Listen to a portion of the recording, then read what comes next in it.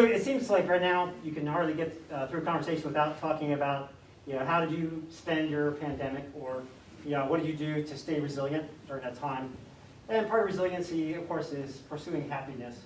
And that is to do something, that's self-improvement. So this is a wonderful example of that is pursuing your CCAF. I can't think of a better way to spend the pandemic than get your degree. And not only does it give you more of a sense of true happiness and self-satisfaction, but it's also helping your career as well. So that's really wonderful, and I applaud all of you for that.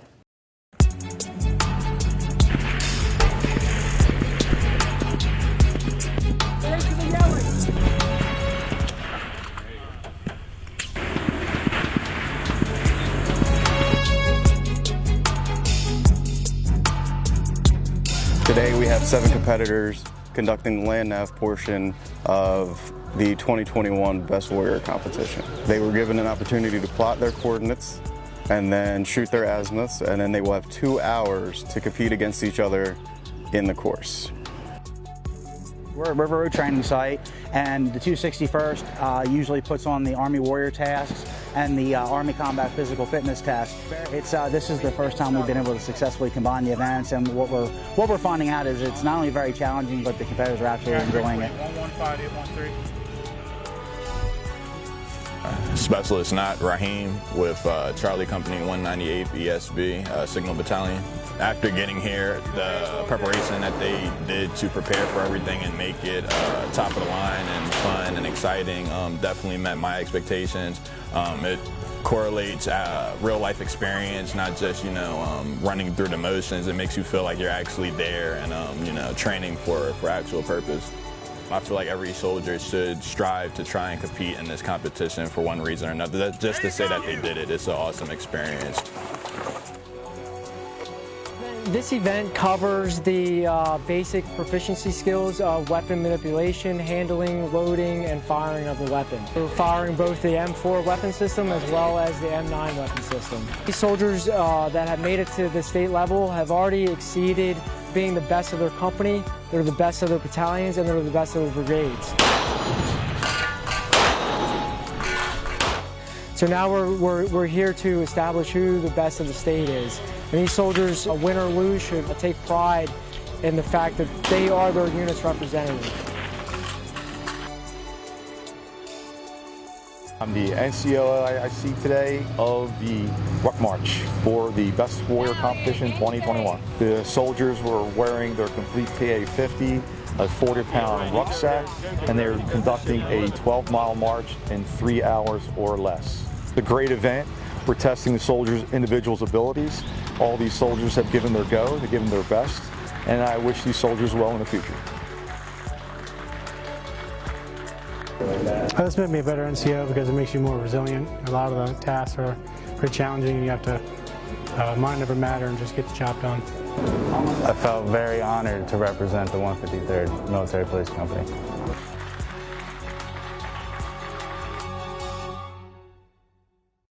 The new state-of-the-art combined support maintenance shop costs $36 million, with most of the money coming from federal funds. The 62,000 square foot facility is an upgrade from the 2 small original maintenance shops. The Delaware National Guard received design approval for the building in 2016, with construction beginning in 2018. The construction was completed last December, a month ahead of schedule. Fred Cost is the Delaware Army National Guard Construction and Facilities Management Officer, and he says the new facility is made for current and future vehicles to be serviced. This CSMS replaces the existing CSMS, which was built in 1952, Korean War. Consider the generations of ground vehicles since then, right? We had the Jeep, we had the old Deuce and a Halves, we had the Cuck V series, we had the Humvee series, FMVTs now, and who knows what's next, right? But one way or the other, we need to be prepared for the vehicle fleets of the future in this building. Cost notes that this project was established as a need by the Guard well over a decade ago. And I do have a proclamation that designates April as the month of the military child, and it reads as such: whereas thousands of brave Americans demonstrate their courage and commitment to Delaware and our nation by serving in the military, and whereas there are approximately 6,000 children with parents serving in the military, either active duty, reserve, or in the Army and Air National Guard stationed in Delaware. And whereas these children are a source of pride and honor to us all, and we recognize their contributions and celebrate their spirit. And whereas the month of the military child allows us to pay tribute to military children for their commitment, patience, courage, and unconditional support of our troops and their family members. And whereas this year, we especially pay tribute to Major General Carol A. Timmons, a compassionate leader, a pioneer in our state, and the epitome of a public servant. Now, therefore, we, John Carney, Governor, that's me, and Bethany Hall Long, Lieutenant Governor, do hereby declare April 2021 as the month of the military child in the state of Delaware, and urge all citizens, businesses, educators, and government leaders to observe this month with appropriate activities to honor, support, and thank our military children. Our Lieutenant Governor has already signed it, and now so have I.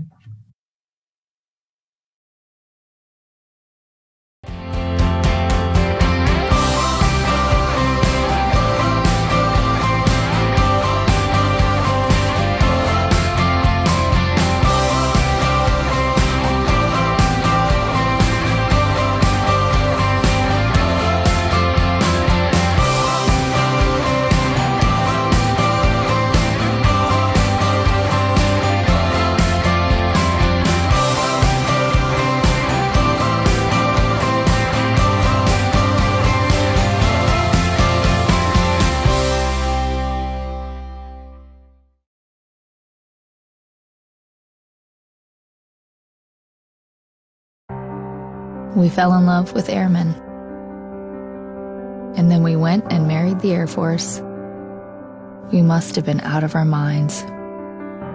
You are not normal people. Never have been. But then again, neither are we. Maybe that's how we found each other. Being an Air Force family is a sacrifice we share together. We have been through wars with you. We have been through marriages with you. And we're still here.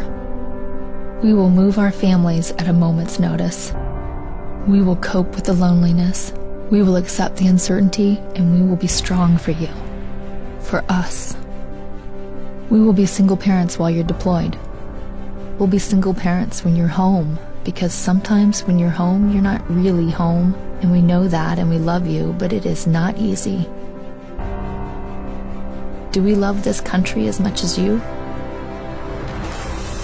We have volunteered to have our world shattered and our hearts broken.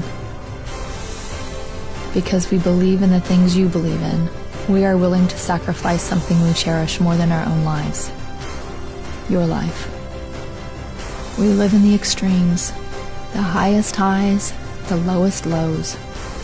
We laugh more, we yell more, we feel more.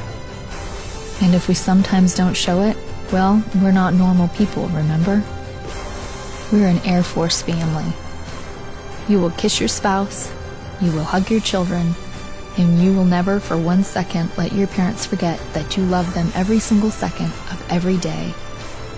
Because just like every Air Force family there's ever been, we love you. We are so proud of you, and we will do anything for you, for this country. All you have to do for us is come home. Aim high, Airmen.